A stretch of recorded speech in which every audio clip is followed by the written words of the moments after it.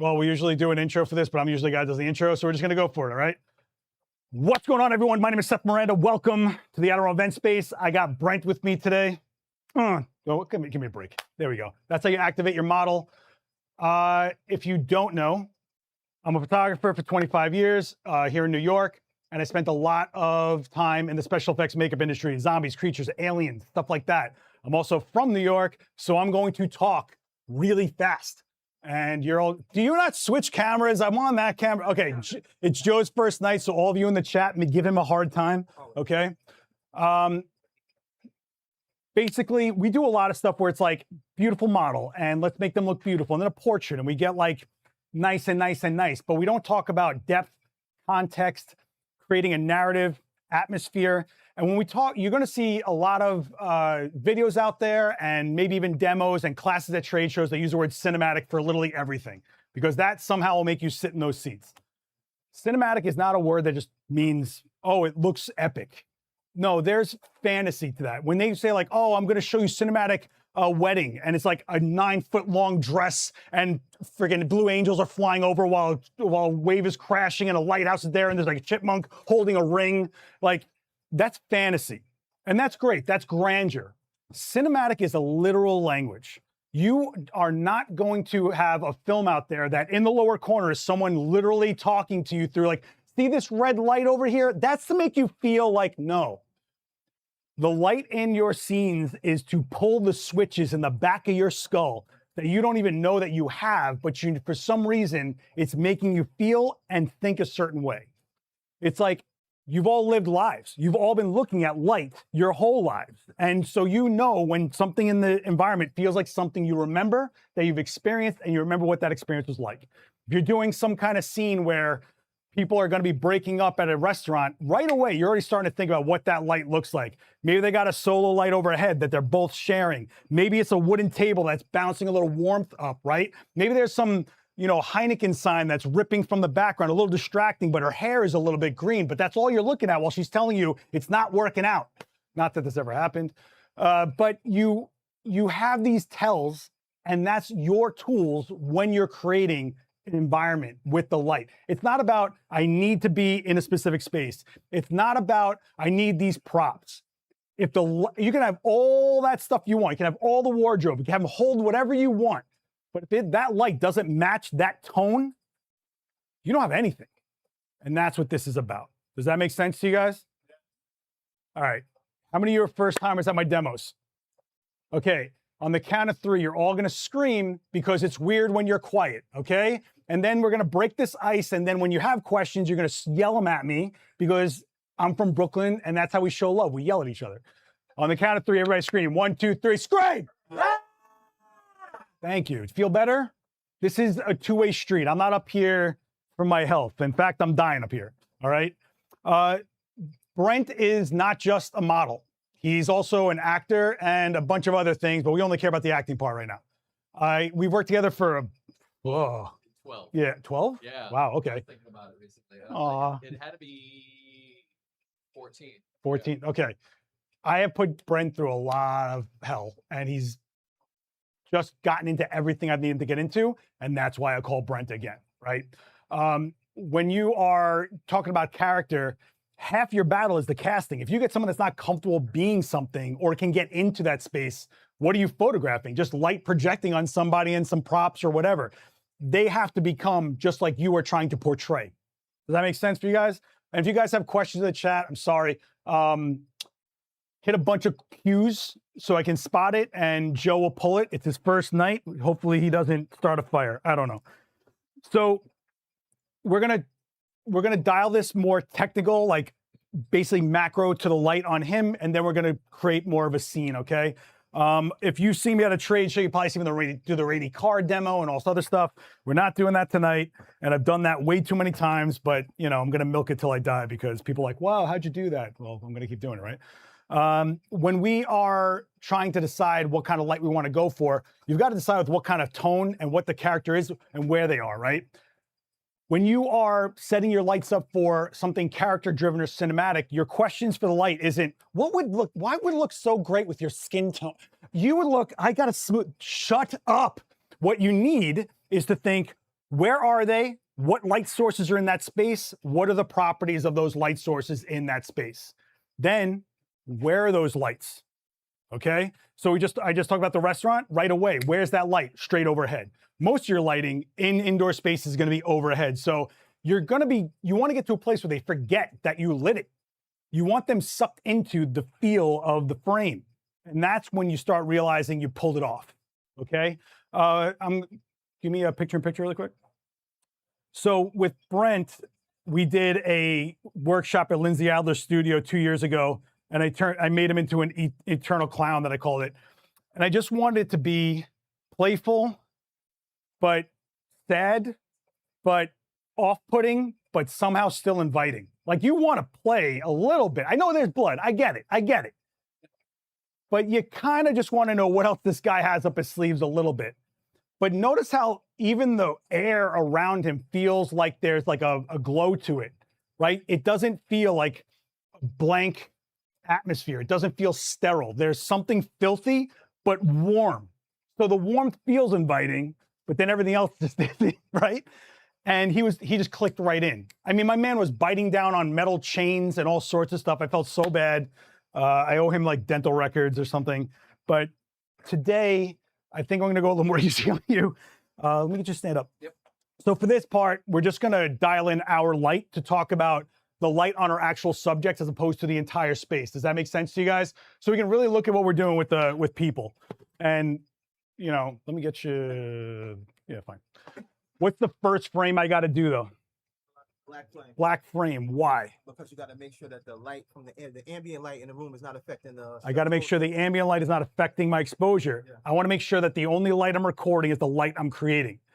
If I'm creating an environment, if I'm using the environment, do I want a black frame? Yes. No. Oh. If I want to feel the space that I'm in, I would start with what the space feels like in its light and then add my light. But here, because I just want to show you the light I'm going to work with on him, we're going to cancel it out. So to do that, I'm probably going to change lenses tonight, which I never really do on demos, but I brought a case that I didn't know what was in there. And there was a bunch of lenses. So we're going to use a bunch of lenses. I don't know. Tonight, I'm going to start with a 24-120 f4. This is a glorified kit lens. If you are not sure what you're doing, start with a good zoom lens and start noticing where you feel you're settling into. 24-120, I might settle into 50 for most of what I'm doing. You go, okay, now if I want a certain look of a 50, I look for a 50 with that look. Do I want soft edges? Do I want something dreamy? Do I want something hyper sharp? Do I want something shallow? That's when you start looking at that kind of glass. But if you're not sure where to start, figure out where you are organically leaning into, because there is no right answer to that. However, I'm going to go into lens selection once we shoot this way. And I might have to get right where you are, Kristen. So it's all right. I just have like a loose idea, but I don't know what we're going to do. Okay, so black frame, right? I'm going to start at ISO 100. I don't know, 8. I like 8. 200th of a second. I don't care about shallow depth of field here. I'm just trying to cancel it out. So when I look at Brent, I don't know why I can't look at you anymore, man. Hold on. Chewing on metal. It's a baseball bat, the sword.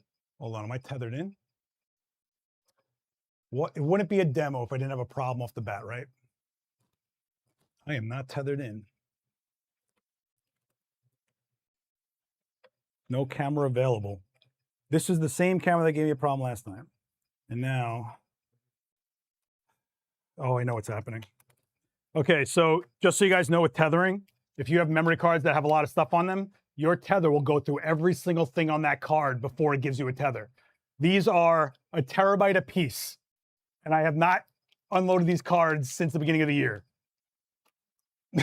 Let's go with no cards. Look at that, I'm tethering. Okay, let's do this. Okay. So no black frame. Okay, let's just strong arm it. Okay, black frame, right? I know that we're not dealing with anything in the space, but we all know that a black frame is not just a black frame. Let me just scale this a little bit better.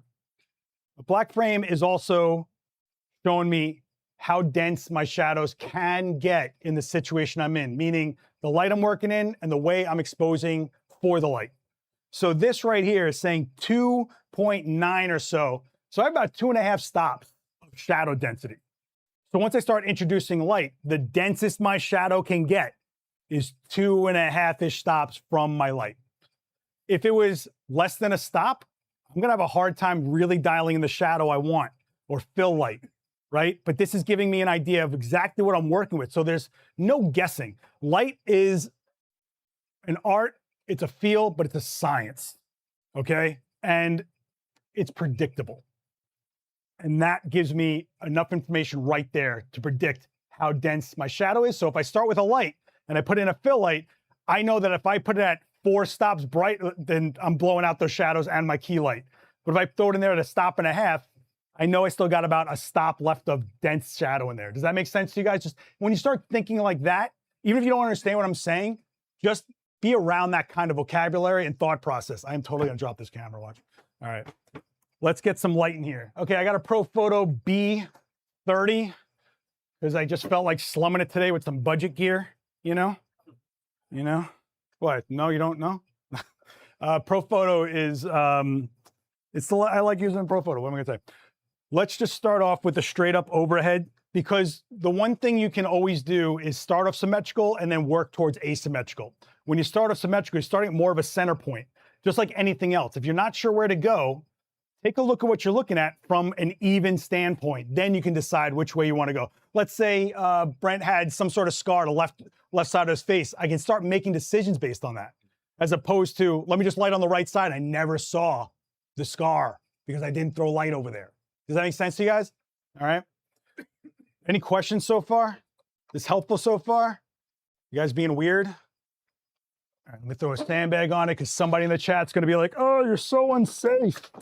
All right. It's all right. I started the C-stand video thing so I can take some responsibility for it. All right. Raw light, nothing on it. Okay. But Brent can handle it. It's like a punch in the face. I'm going to start off in TTL because why am I going to go up and down and guess for 5 minutes and go by eye? TTL is fine. It's using the meter in your camera to make a decision. Then switch it to manual and then you dial it in. Okay, you guys are going crazy in that chat. Vivitar 285.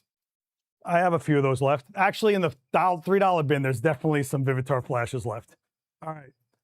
Let me see what group this is in. Hey, okay. I'm going to put on the model light so I can see what I'm doing, but that's obviously not going to be. Take a look. TTL is not bad. That is not bad. If we take a look at our boy here, Walker Texas Ranger over here is, you know, we have detail in our highlights, right? That skin texture, even in this specular highlight, we got detail. And even in our shadows, we've got detail going on here. So we're okay with that, but actually that's not a bad one. Not that bad. So this tells me right off the bat, going with a harder light source than a softer one might be where I want to go to pull all this texture out of his face. The hair, the fine hairs. It's very easy to make hair lose its texture and just become like a block rather than individual texture. And if you really want people to like kind of almost hear the bristling when they look at the image, you kind of want to go with a harder light. Man, look at this. What is with this hair, man? Fabio, look at this. You're going to be in a romance novel in a minute. All right. I'm going to start off with a Profoto white Magnum. And we also have the white grid to limit the spread, but also not make such a hard edge on our shadow once we get that. So we're setting our shadow pattern, right? We already determined our position, overhead, symmetrical for now. And now we're going to figure out where we're going to go with this, okay? When you are dealing with something like character light, the thing about characters is they don't exist in a vacuum. I think I started this off talking about like scenes and environments, right? Well, what happens with light and environments? It doesn't perfectly symmetrically light your subject. In fact, more often than not, to feel organic and always keep that word in your mind when you're talking about this kind of stuff, it's going to be reflecting off of something, then coming back to your subject. So you're never really pointing your light directly at your subject unless you really have like a statement to make there. So what I'm going to do is I'm going to first see what this modifier feels like. you can already see that it limits the spread right away, right? And I can also tell you I have to pivot it differently just so it'll hit him, or I can lift it up. If I lift it up, it's going to drag the shadows more because we're physically moving it farther away. Like we're dragging it. Like it's I always tell you guys, like facial features like sundials, right? Just dragging those shadows down. Okay, so let's see what this looks like. God, you're so handsome. That's a big difference, guys. But our exposure is on, but the light looks completely different. It's not that it's a softer light, it's a more homogenized light. It went through a bunch of reflecting around a white dish to project down and then go through a grid to then further stop its spread. So it's not that one's softer or harder, it's a different quality of light. If I take this grid off, which, by the way, Pro Photo grids, if you don't realize, go to camera 1. You can see on that monitor right there, 1. When you have a grid this thick, it's because when you move it subtly, that's how much you start limiting the light from the angle you pitch at. If it was thinner, I could move it more before it stops blocking that light from spreading. The thicker it is, the more you're able to do that by like tiny, tiny increments. That's control. And all we ever face is this thirst for control when it comes to light. If you're in a studio situation, I should say. Everybody with me? Yes. Talk to me? Yes. Okay. I don't need front row guy with his phone going off talking to me, all right? Like, let's see what we got without the grid. Although, you know, I should have kept the grid on and whatever. So here's raw light. Here's, you can see, look at the skin. Can you guys see the difference in that skin? It's smoother on the right? Because that light is bouncing around and not just blasting and hitting and bouncing back off. It's almost, it's not a diffusion, but it's scattering just enough, but keeping the hardness of the light. When we look at the grid, we're isolating. Really, really isolating. In fact, you can even see the die-off happening towards his hairline. Like it's almost like a spotlight. And this is 1.5 feet away from him. So right now we're seeing drastic differences from small movements, small adjustments. So when you guys throw a light out there and you're like, just realize that like 5 inches some other way could change everything. But you've got to decide, where am I going to move it based on what you're trying to get to? The answers are going to happen with the next frame. The answer is going to happen from, actually, I think it would be better if. You've got to start making those decisions for yourself. You have a question? Yeah. What about like outside? What about it? How we grip the light the same way? So if I'm outside, you have to determine, is the outside even part? So his question was, what if you're outside? Well, the question is outside the photo? Is the environment the photo? Because then I wouldn't even start with the black frame. And if I did start with a black frame in the sun, you're going to need a whole lot of light from your strobe to overpower what's going on outside with the strobe, with the sun. So right away, you have to kind of make your decision of what your frame is. Is it going to be more controlled, or are you just going to clean up the light that's already there? So if you're outside, let's say it's in the sunlight and there's shadows and you're just using it as a fill light, you're at the mercy of what the scene looks like already. Okay? All right, so now, I don't know, where you guys like going? The grid, no grid? If you like the grid, raise your hands. The left is the grid. If you don't like the grid, if you like the no grid, raise your hand. It's like even. It's like even. Tegan, grid or no grid? Grid? Okay. I got to go with Tegan because she's an analog nerd and we like those people. All right. Okay, so we got grid. Right away, I already know the couple of challenges I got. One, I'm losing spread of light. If I'm losing spread of light, I'm losing the ability to bounce it back in. And Tegan hates me, so she wants to make this harder on me. So, but that's fine. Because let's say I got, I don't know, Brent's, why is this not doing what I needed to do? Let's say Brent is having a bad day, and he's at his workshop in his shed, and those people said those things, and it's sitting on his mind, and he's like, you know what? That Craigslist guy might have had a point.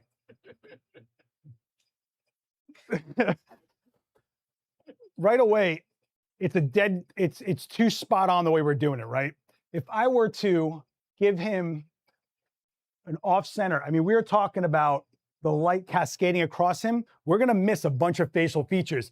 His position to the light is as important, if not the same thing, as moving the light. So if I move the light and you go, well, now I'm missing his face, don't forget, you can always have them face more towards the light. And you can always move yourself. You're never just married to the position of light where you are, where they are, right? Chase the light that you're looking for, okay? Oh man, we gotta get moving here. Okay, so chin down a little bit, turn this way towards the light. Yeah, and then tilt like this, yeah. Look right here, beautiful. Now, look at my elbow. Let's take a look. Not directly on there. Something's going on, right? But we're losing that left eye, that far eye. Okay, I get it. Calm down. You guys are making a scene. I haven't used the pizza box in a while, so why not? Nope. I need the special edition. Ah, the special edition. If we run our lights into something that'll reflect off of into him, what's that word I told you guys to keep in your mind? I'm going to murder all of you. Organic. Because when you're in a space, light's bouncing off of everywhere. You're watching light bounce off of blue walls, right? You watch warm wood floors, warm up shadows. Okay, so let's say, can't believe I'm doing the pizza box already. Where was I at? So we're at like, yeah, we'll do it like that. Okay. If I bounce into a nice garlic knot foil,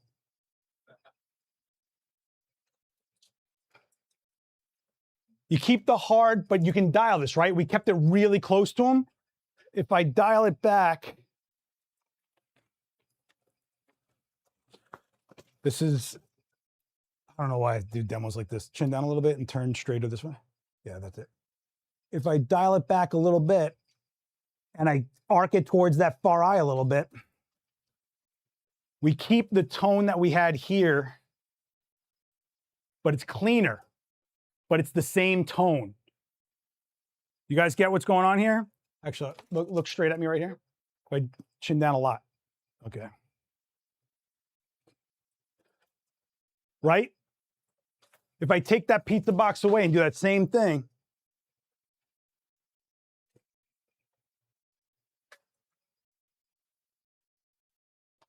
you get it? Subtle. But when you start realizing the subtleties and stack the subtleties, that's when you're lighting, okay? He's got to get out of here like fast, so I'm going to go right into a bit of a scene. Does everyone get what happened here and why we went? Okay, cool. All right, so I'm going to have you come here, like right here. I've been shooting at 85. Okay, so I got a bunch of, come over here. What are you doing? I'm going to kill you. Oh, you won. Oh. Yeah. I'm like, I thought you were going to put the light out there. I am going. Listen, stop ruining the trick. I got to do the thing. I got to do the steps. I got to fill the 37 minutes. What are you doing? What is this? Keeping it moving. What is this? All right, look. So now I don't want the black frame. Now I want the environment. Or maybe I don't.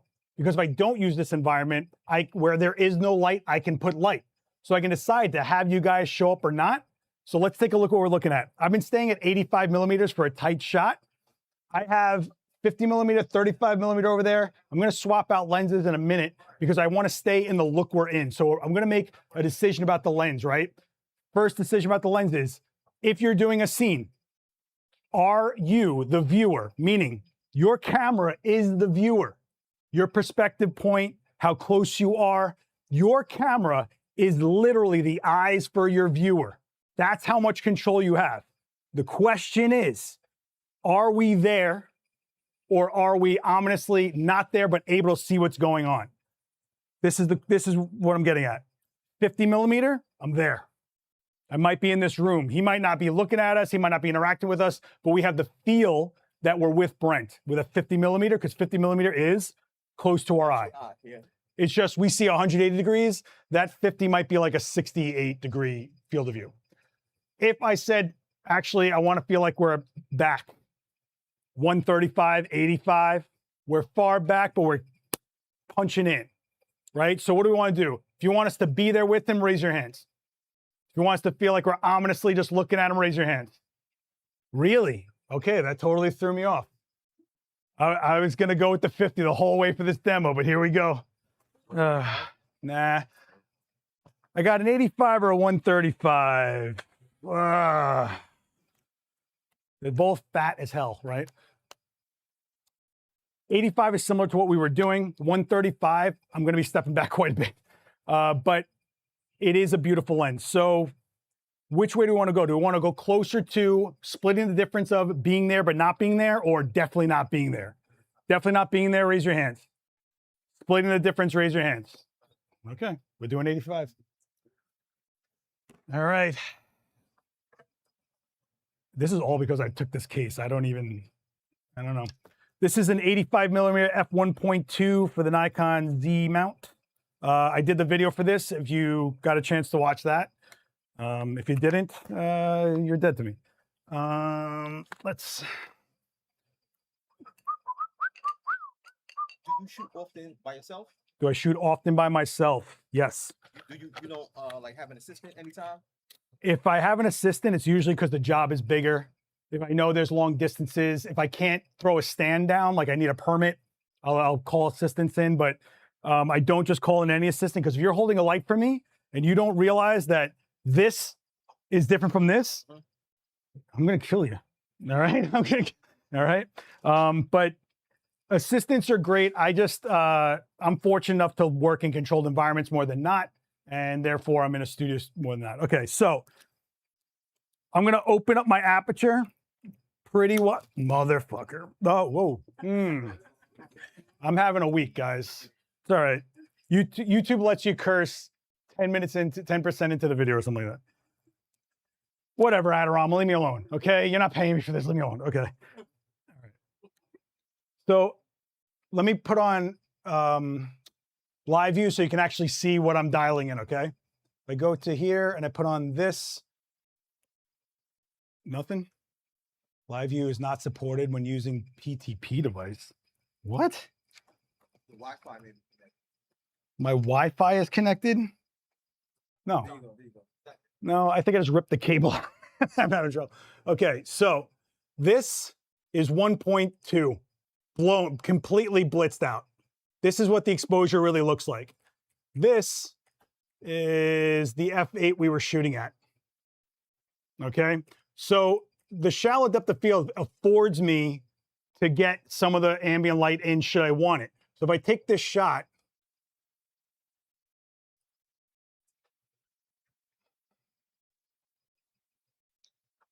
it's nothing. It's just a guy with some lights behind him, okay? There's no environment. If I didn't tell you it was shot here, if you didn't see this live stream, you have no idea what's going on here, right?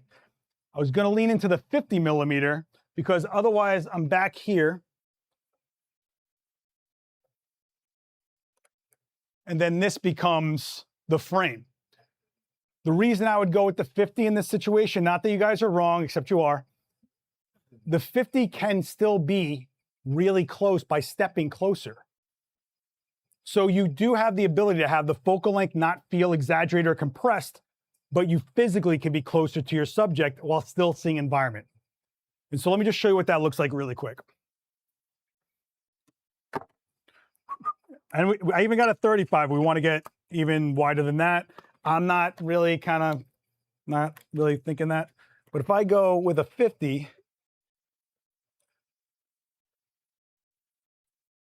we can still step close and get what we need, as opposed to if I step far back, it still feels natural. We're still okay, as opposed to face, more face.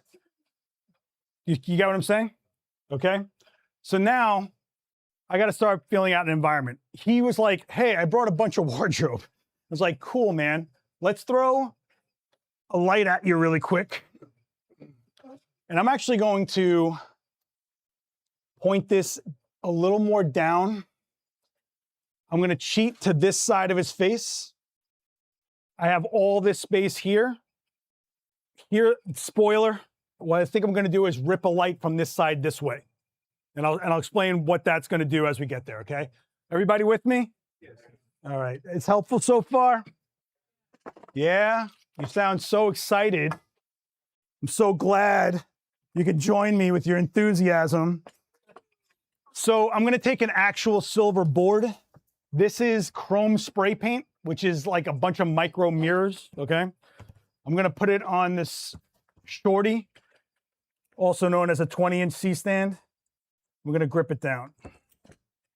I'm sweating my brains out right now. This shirt is destined for the garbage. All right. This board is essentially going to start becoming a key light. Because the light that hits your subject, wherever it left from last, sure, is your light source. If this was a neon red board, he's gonna turn neon red, right? Therefore, it is my light source, which is great. If I want to put gels on here and mimic a surface, I can do that. I have that ability. You guys okay in the chat? I'm sorry, I'm ignoring you. I haven't been able to do a demo live with someone else switching like ever. So this is kind of like really new for me. I feel like I'm abandoning my kids, but like I roll down the windows a little bit, so I'm okay. Right? Okay. That's 80s parenting for you right there. This is flat to him right now. We can pivot it, right? So instead of it kicking, we can let it to be a little more of a cascade frontal, but it's still gonna come from the bottom, which is okay because we're gonna start making a darker space. And where's the light coming from? Below. Why is it coming from below? We're gonna start building that story. Why is there a light source from below? And I'll get into that. Everybody okay? Okay. It's your funeral. Okay. Let's pop this. Oh yeah, I can already see it. Beautiful. Look at you. Oh man, that hair. Unbelievable. All right. Let me turn on this light. And I'm putting on the modeling light so I can literally see the bounce a little bit. But if I take this organic look and I TTL it, way too much. Way too much. It's not overexposed though. It's just such a drastic angle of light that it feels intense. But it's not overexposed. We're looking at skin texture. So there's a difference between like on exposure and light that just sucks. Like it's as technical as it gets, right? Here's what I'm gonna do. I'm gonna lift this light up even higher, which will make the spread a little harder on him. It'll take some bite off of this board, and I'm not gonna shoot in TTL. TTL gave me that exposure. I'm gonna subdue it by distance, not by changing my power, okay? So if I keep it at the same power, which right now says 2.7, way less drastic, but still not cool, right? So let's say let's take a look at this without the strobe really quick. No strobe. What we're really seeing is this light is acting like a fill light rather than a key light because he's lit. So how do I eliminate this light? I can either shut them off or I'm at a power of 2.7 out of 10.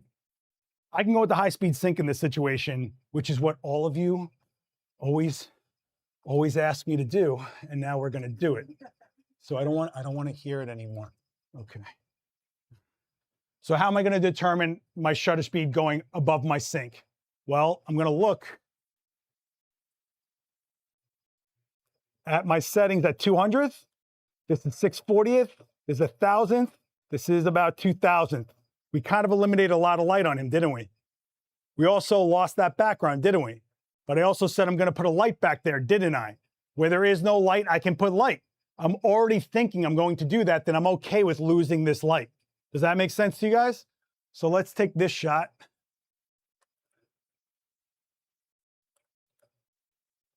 Pretty dark, right? But not completely annihilated. We still have some speckle in the background, cool. I'm gonna go back into TTL for that light above. Did I move the light? Did I move the light? But I changed the entire scene, right? I still think it's got a lot of bite to it. I'm not really into it. So I'm actually going to lower this reflector a little bit. And I'm going to take out from the light, just so you know, high-speed sync went from 2.7 to 8.2. 6 stops almost of light just got ripped out of my strobe because I wanted to go into high-speed sync. Think about that. There's a lot of people that be like, oh, just leave it in high-speed sync. Tell them to shut up, all right? All right, cool. There we go. Okay. I got all that space to the left of frame. Okay. I'm gonna throw a light back there. You guys with me? Okay. I'm gonna use this little tiny ProPhoto A2. Why? Because one, the size of my light source physically in the frame is gonna dictate a lot. If it's a large light source that physically takes up a lot of real estate, it's gonna look a lot different than a smaller light. I'd rather start with a smaller light that I can keep on boosting than a physically larger light that might just look like he's ethereal coming from the gates of heaven or whatever, right? I'm going to, I know what I'm going to do. I'm going to take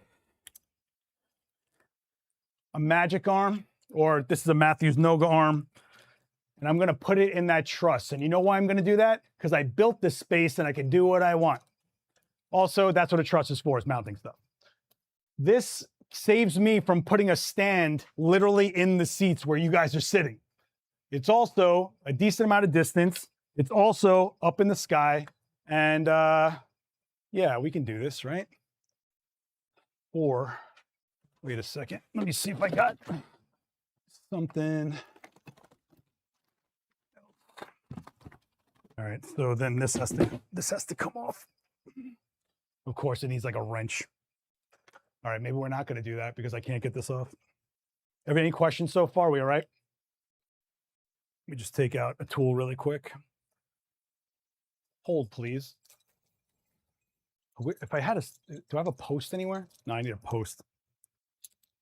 Oh, man. What we're basically going to do, here's what I'm thinking. We'll make it look like a projection is happening. I got an audience here. I got people in chairs. Who would be in chairs, right? Oh, come on, dude.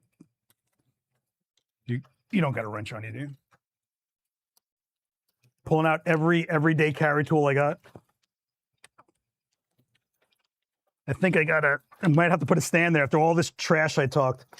You believe this, guys? Yep. If I had a 5/8 post, hey, you know what I mean? It's always something with these demos. It's okay. It's okay. Yes. Oh, yes. Oh, yes. I love having junk. Okay. Okay. Well, that's my house keys. So hang on. I'm going to swap this giant Magic Noga arm out for this tiny small rig because these lights have a 1/4-20 on them. The same thing that's on your camera. Cool. This tiny thing will mount to this. And then I'm going to clamp it to that. And then I'm going to have a light in the sky. And then this is going to stop being awkward. Okay? I'm going to set this to group C because I might throw in another light for a fill light. So I have A here. C is going to be what I would call like a background or peripheral type light, you know, or what we would call practical because it's going to be in frame. We're going to see it, right? Okay. You guys, I got to get up there. Thank you, Kristen. Let's do this. So this is a super clamp to a small rig micro arm, and it is on. Okay, so that's good. We would hate to put this up there and then it's not on, right? And of course, it's upside down. Okay.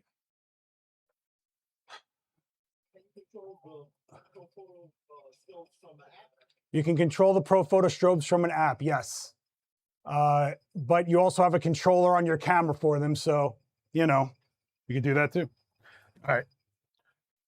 I'm going to turn on the modeling light so I can physically see where that light is. Yeah, it's a little high, but whatever. We're doing this. You know why? Because if I go down, you go down. Okay, so here we go. Let's take a look at what that light looks like. It's just a light. And that light right now is at 7.5. If I blasted that light to full 10, it's still not going to be that nuts. It's not that crazy, right? Not really. Well, let's modify it. Why? Because I have stuff in this case, then we can use it. This is a Pro Photo Magnum Click. This is a Magnum. Yeah, I know, Kristen, I'm sorry. This is a Magnum for that little light.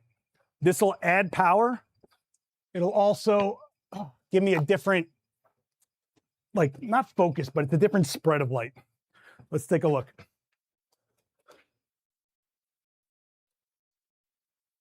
See how it just grew? We got that. But I don't even think that's enough.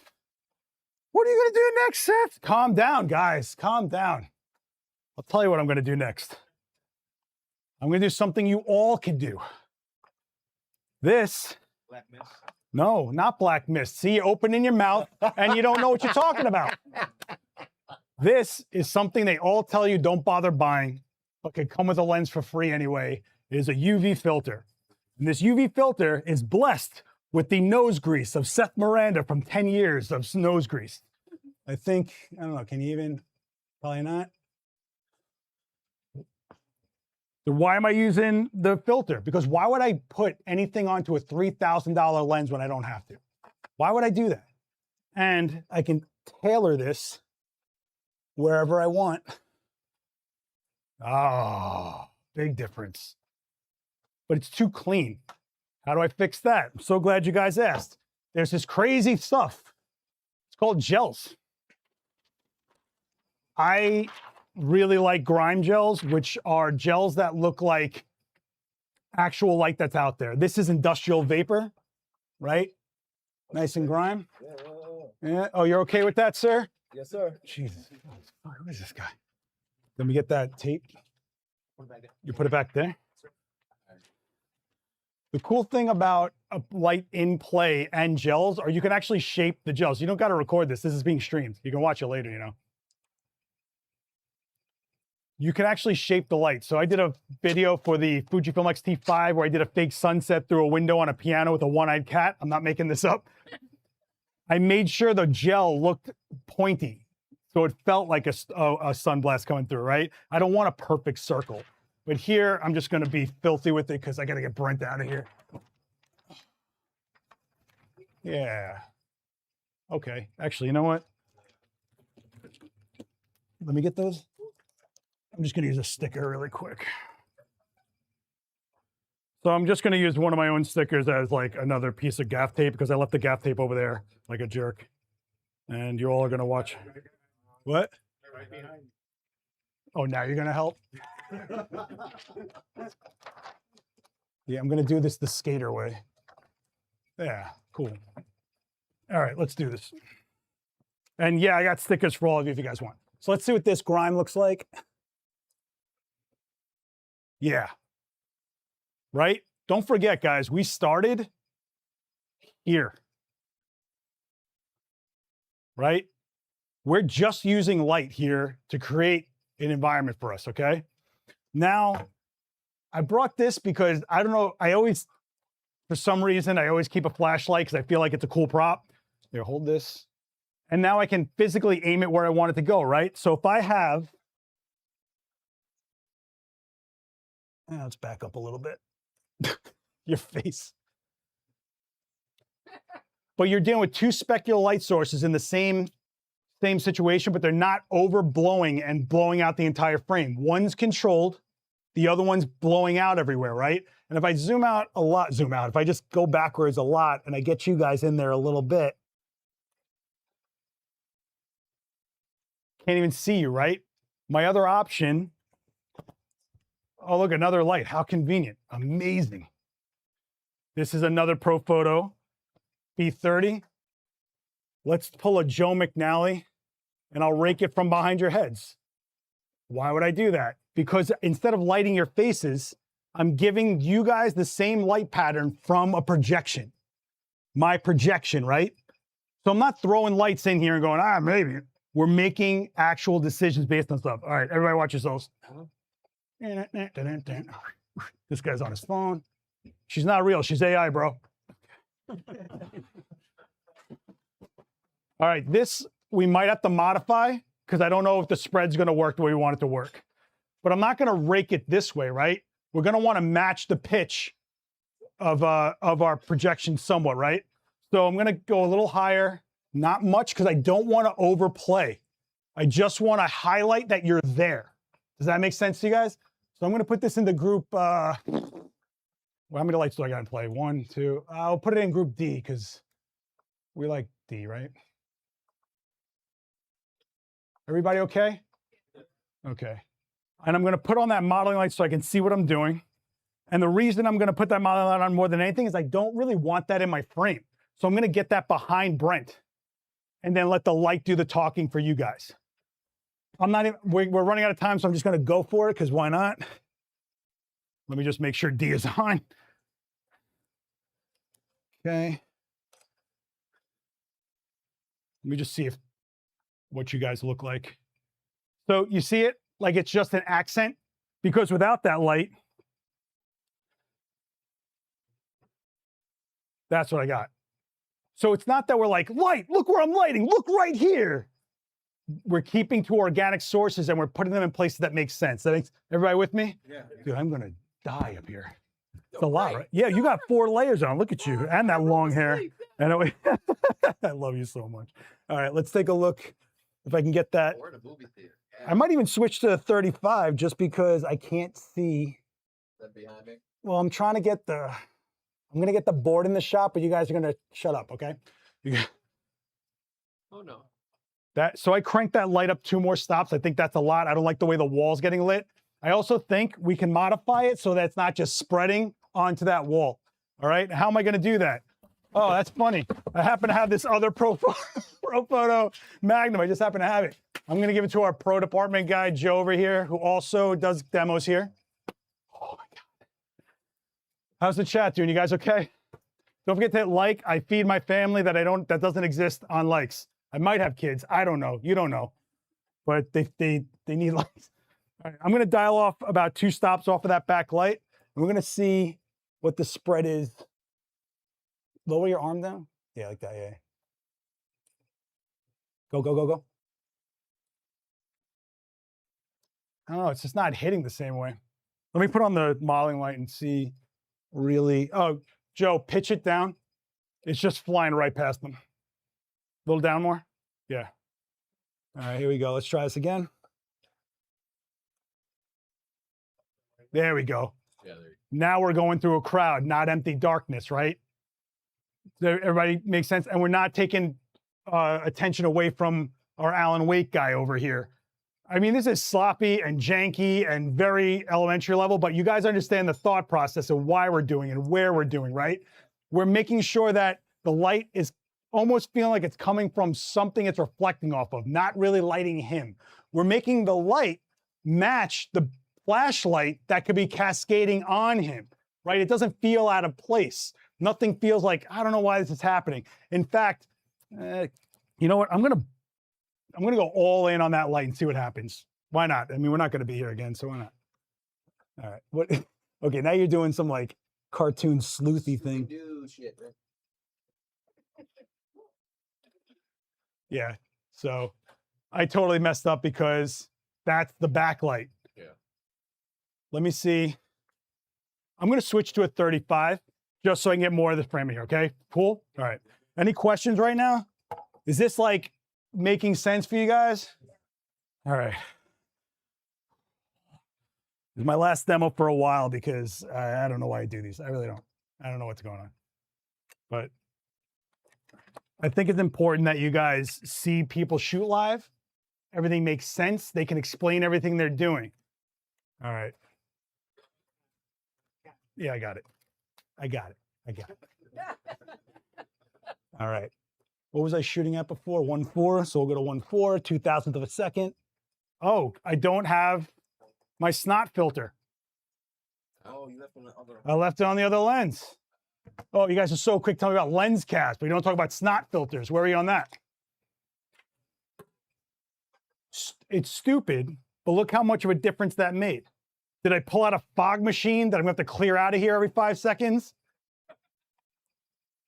You know? Got the streak of that. Got the streak of the light. Got- That got the effect. You got to do a little bit of bada bing. Keep the center kind of clean. Some nose grace. Little nosy nose. How you doing? Point that a little bit towards me. All right. You're blocking your face, buddy. And then turn your head this way. Yeah, there you go.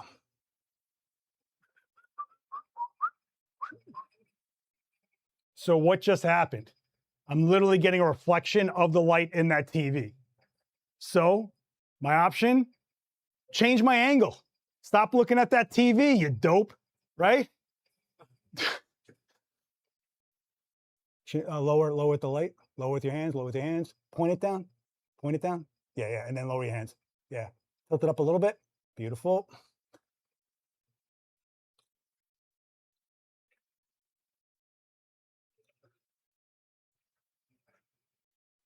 Somebody murdered somebody. They're in that theater trying to hide out. We can't find them so quickly. They're in the front row, maybe because they're psychopaths. They couldn't get a good ticket, but they're willing to look up someone's nose while they're watching a 70mm film that looks like garbage while they're in that front row. But Alan Wake's going to find him because he's got that flashlight mechanic that makes no sense in that video game for the second time. You know what I'm talking about. But is there any light source in there that I cannot explain? Did I go, oh my God, it's reflecting in that TV. Get the TV off the wall. Did I let you guys go to black? If I take out that backlight, do it again. This is without the backlight. This is without the light in the ceiling. Or not. What did I make that group? See? You sure? This is killing my drama. That's what we're shooting. Right? Bingo. Bingo. Bango. Bingo. Principles. Actual logic. And a little bit of moviness, like snot filters. Because in the end, it's not really how it comes across, it's how it makes them feel. Could I believe it? I don't care. Are you thinking about the scene, about where the lights are, or are you thinking about what's happening in that scene? That's your game you're playing. Why is it? Where is it? How is it? That light's over there. Why? How can I make that light not look like it's out of place? Match the other light source that would be doing it. Supplement. That backlight supplements our projector, right? It's coming from that same area, right? So when you're out there creating character light, it's really easy to be like, look, underneath light is spooky, ooh. Or we could be photographers and start, when you go out in the world, look at the way light is looking on people. Don't just look at, oh, that's pretty light at this golden hour garbage. Cute, love it. But really go out there and go, you know what? When they're near a brick wall, this is how warm that light gets on that side of the face. When they're under that tree, the green starts coming in. When they're in that nightclub, the resin-coated bar starts bouncing light like this. Then your next question is, what tools would get me that light when I need to create it? So what I would do if I were you, if you really want to, is recognize a situation and then go try to recreate it for yourselves. In a completely vapid environment. Vapid. Sterile. Sterile? Yeah, sure. We'll go with that, right? That's words, right? That's grammar. Man, I'm so, this lav mic is like, sense, makes sense? Did I leave anything on the table for you guys that you didn't get? I mean, this was like a 40-minute banger. So let me know if there's something that didn't stick here. This is a little bit more, I don't want to say advanced, but it's deeper than key light, fill light, here's a hair light, how do we make the background come up? It's different. But if you took elements of this to a studio where you're not going, well, like clearly they used a 3-foot octa, clearly they used an umbrella there, and you started giving people light that they started forgetting about and started feeling, you will have much more impactful images and you will probably be happier with your work. Don't get me wrong, in a hard moment, I'm like, just throw the light up there, let's go, I got 5 minutes. Cool. But when you're trying to really pull something, start thinking about what's the environment that would make this person who they are. Because in a sense, everyone's a character. A portrait is to portray someone. But no one's got it right. No one's totally sane. No one's totally crazy. No one's totally smart. No, everybody's got character to them. What are those elements? You saw me swap lenses just for the environment, but it also affects how close we get to Brent. That's going to affect my viewer interpretation of Brent. You feel me? Yes. Huh? Huh? So when people start saying, I shoot cinematic, really look at that work. Because are they chasing a fantasy of what they think a Scorsese film might be? Or are they really telling you a narrative and building an atmosphere for that environment with the light and the person in it? Cinematic is always a language, and never forget that. And your frame, like I say every time, everything you put in that frame is a word in a sentence. Everything's got to speak and make sense. You are not going to be there. Your mom is going to hit like on Instagram, but that's it, right? Whoa. Okay. I'm sweating so much the rubber is coming off of my door. Cool. I'm schwitzing. I run hot. I'm a Greek Jew from New York. What do you want? Any questions in the chat? You guys okay? Do me a favor, hit like on this, hit subscribe if you're new here. We're at 156,000 as of tonight. Thank you so much to you guys. I appreciate it. Question. What's that filter? The gel? The gel, that's called industrial vapor. Yeah, It mimics older lights in warehouses, basically. There's also urban vapor, which is a dense orange, and that's kind of what you would see in like old basketball gyms.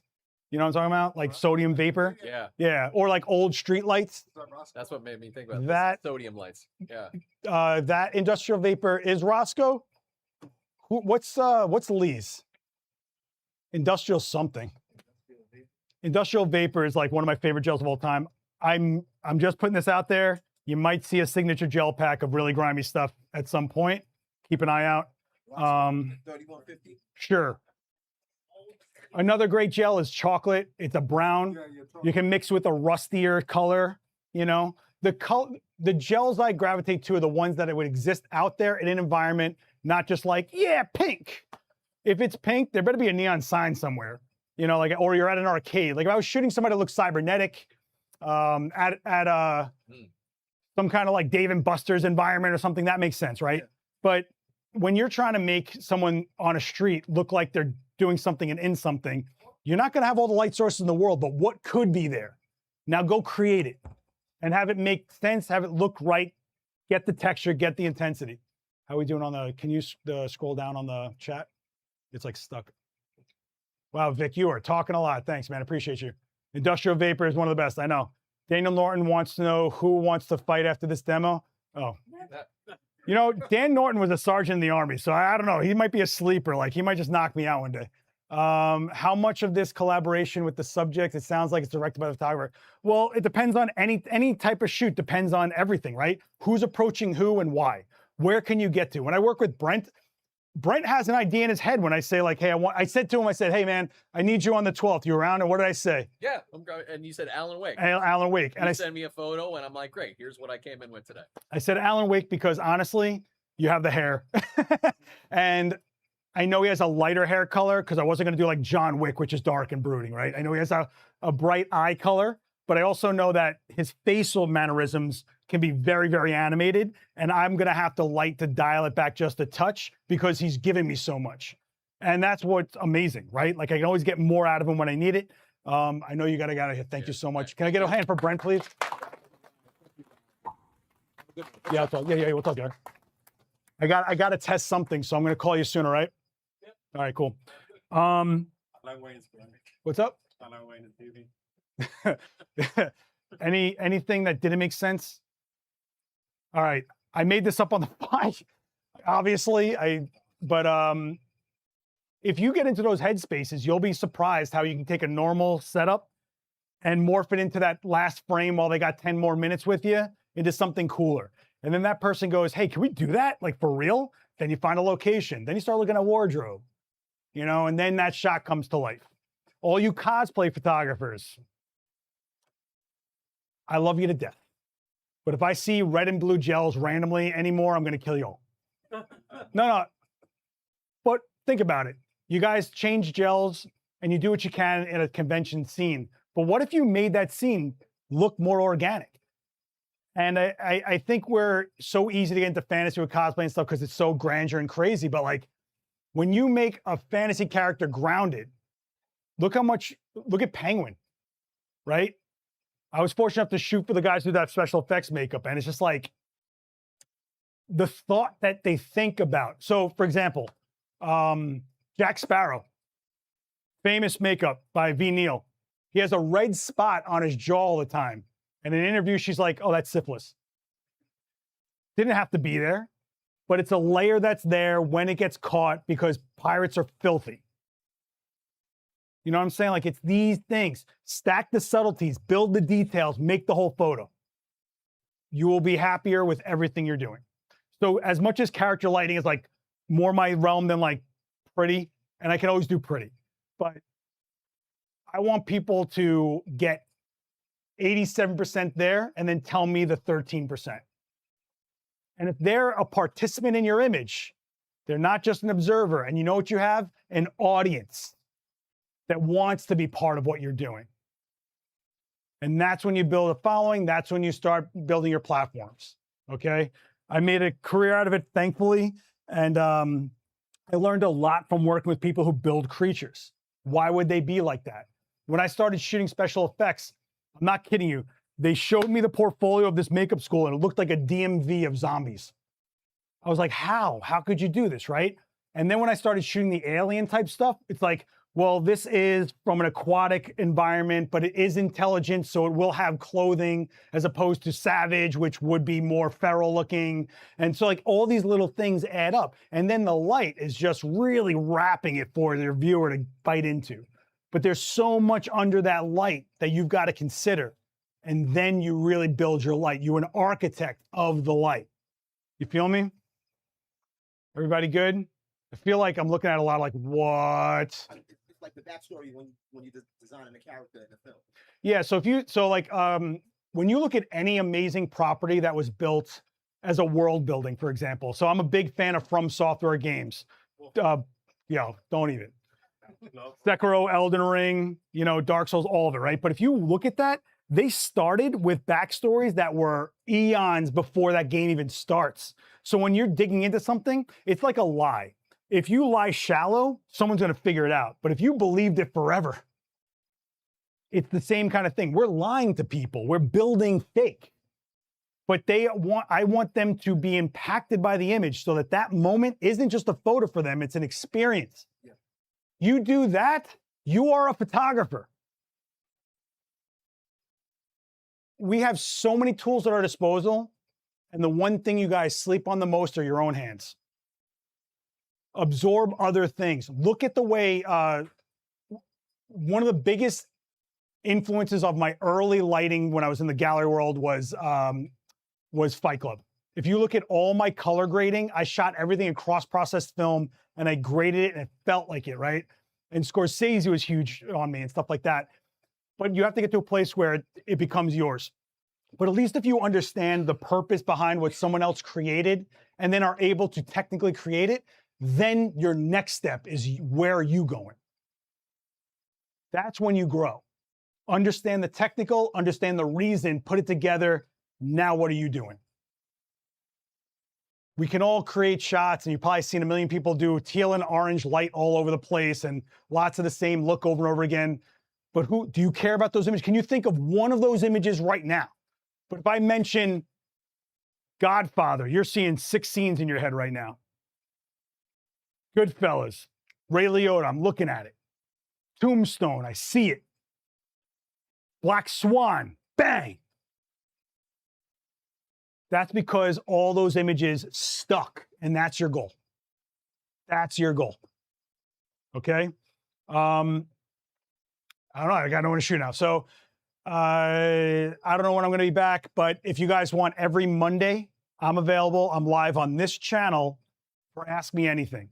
Whatever you ask in that chat, I do the answer as a demo. We're on 57 weeks of this. I wanna die, but I wish I had that. And I'm trying to keep this channel alive.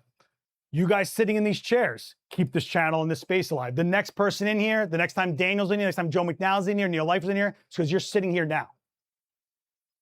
Please understand that you're as much a part of this space as any of us that are up here. I can't do this if you don't show up, okay? And that store supports this. I don't care what you buy, but make sure if you have any question about any gear, you talk to someone in a blue shirt. You guys can follow me. I have a thing here. Oh, did I even show the clown photos of Brent when I was live? Yeah, did I when I was live? Okay, so this is Brent from I showed this live. Yeah? Okay, all right. Dude, I brain damage. I went through a lot of years of BMX and getting into fights. You can follow my channel for more stuff, follow the events channel, and also I post most on Instagram stories because I'm bored. Any last questions, guys? This helpful? You guys were into this? Yeah, back, in the back. Which filter? On the lens? The snap. So the snap filter is a UV filter. It's a clear filter, but don't use a cheap filter, because when you want it to show the property of your lens, you want it to be clean. Yeah. So I use B&W. I really like their filters a lot, but I also have it adapted to fit every lens I have. And every now and then I clean it and start over, but like you can physically see what you're doing because you're physically touching it and doing what you want to do. All right. You have to remember, you can't light air. When you are looking at a shot and you're wondering like why nothing's there, because there's nothing to reflect. That's why there's haze and atmosphere, but there's a lot of people that overdo it and put a ton of fog everywhere. And I'm like, what are you doing? It's like all of a sudden everywhere people smoke. I'm like, what are we doing? But I find that the glare filter, you know, your eyes are watery because you're tired. Your glasses are filthy because you've had a long day or you're smashing a camera into them. Like it feels more organic in that sense. So I lean on that more than fog. Plus fog is that I can't fly with aerosol cans. It doesn't last that long. I also have had Brent looking like he was going to die by the end of the day because he was breathing it in all day and it just wasn't cool. It's butane. If you have a fog machine, you're running into an outlet and all this other stuff. So it's a quick trick. And if you like it, maybe check fog next. But it's a good place to start because you just unscrew it and you're back to zero again, you know? It's a cool little trick. I've always leaned on it a lot, especially if your light is set and you want a flare, but you can't get a flare. So instead of you moving lights, you'll get the flare. Otherwise, you're gonna play a game of cat and mouse with your lights till something happens. And new school lenses are very hard to flare. They're so perfect. It's like incredible. Yeah. All right, you guys online, please hit subscribe. I want to thank Brent. I'll put his stuff in there. I want to thank Joe, first time on the switcher. I hope he did all right. And listen, do you guys feel like you want to go shoot now? Okay, then I did enough. I'll see you guys in the next one. Later, guys. Peace. That grid was driving me crazy. What grid? On the floor.